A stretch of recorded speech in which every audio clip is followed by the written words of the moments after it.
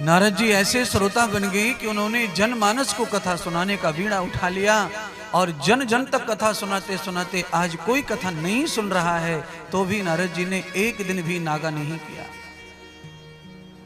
एक दिन भी खड़ा नहीं पड़ा, एक दिन भी कथा टली नहीं।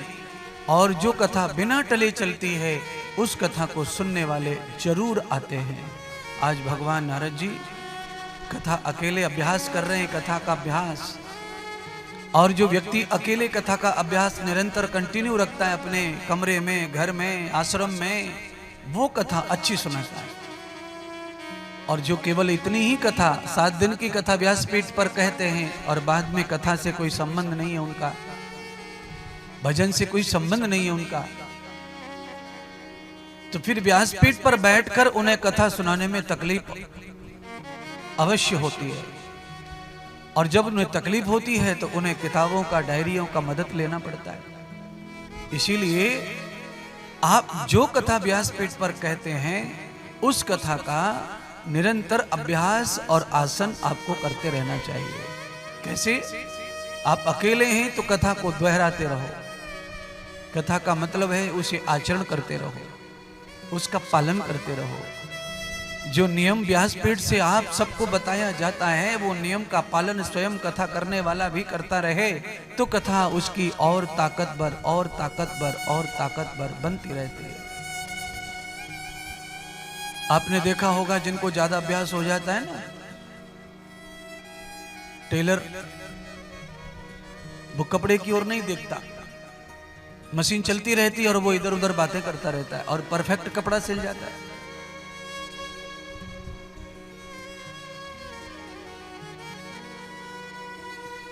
मैं कपड़ा सिलूंगा तो ऐसा नहीं हो सकता, मुझे तो आंख फाड़ कर सुई पर, मशीन पर, सब जगह धागे पर, हर जगह दृष्टि लगानी पड़ेगी, नजर रखनी पड़ेगी, नहीं तो थोड़े में गड़बड़ हो जाएगा। अभ्यास कम होने के कारण ये होता है।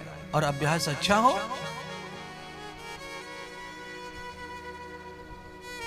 तो जो आदमी कुशल हो जाता है अपने कार्यों में, वो कभी कभी अनदेखा करके भी अपने कार्य को सही करता रहता है। इसीलिए गोस्वामी जी लिखते रामायण में, करत करत अभ्यास के जड़ मत होत सुजान। जो लोग कुछ जड़ के समान है, मूर्ख हैं, वो भी जब अभ्यास को पकड़ लेते हैं तो उनमें भी उनकी जड़ता समाप्त हो जाती है और वो सुज्ञानी हो जाते हैं। एक होता है ज्ञानी।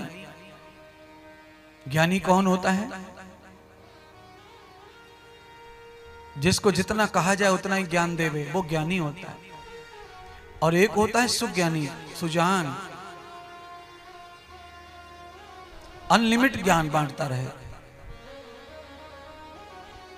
जिसके बांटने की कोई नियमित परंपरा नहीं है कि इतना ही दूंगा, आज इतना ही, समय समाप्त होने पर ज्ञान विश्राम करे, पर ऐसा नहीं है कि बस इतना ही। टीचर स्कूल में जो रहते हैं वो ज्ञानी होते हैं, वो सुज्ञानी नहीं होते, वो सुजान नहीं होते, ज्ञानी। इसीलिए वो एकदम नपा तुला ज्ञान देते हैं, जितना उनकी गाइडलाइन में है उतना, न वो कम न ज्यादा। उनको पूरा कोर्स कराना है बस। विद्यार्थी को कितना आया कितना नहीं आया उस पर कम फोकस करेंगे कई लोग, पर उनका कोर्स पूरा हुआ, हर चीज पढ़ाई गई है, जितना बताया गया था किताब में उतना पढ़ाते हैं, वो है ज्ञान।